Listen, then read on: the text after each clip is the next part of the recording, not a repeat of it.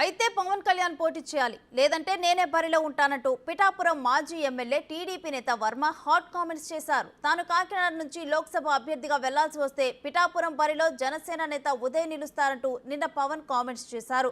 ఆ మాటలపై వర్మ స్పందించారు. ఎవరేమన్నారో ఇప్పుడు చూద్దాం. ఎంపీగా భవిష్యత్తులో కూడా ఒకటే చెప్తాను, ఒకవేళ మోదీ గారు అడిగితే, అమిత్ షా గారు అడిగితే నేను ఎంపీకి వెళ్ళాలంటే మా ఉదయని అడిగి స్వాప్ చేసుకుంటాం ఇద్దరం.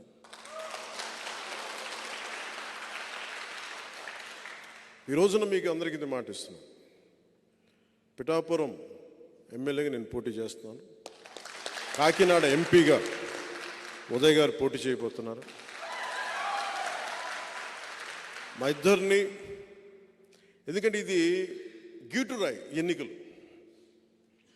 నిజంగా దశాబ్దం తర్వాత నేను నోరు తెరిచి అడుగుతున్నాను, ఓట్లు వేయమండి, ఓట్లు వేయండి, నాకు నేను హక్కు సంపాదించుకున్నాను.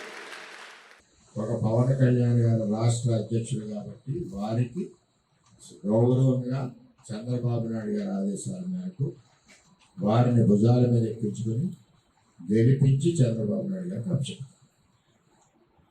అది సో ఇంకా మిగిలిన వారిని ఎవరైనా ఈ పిఠాపురం నియోజకవర్గం ఇప్పటికే అలసిపోయింది.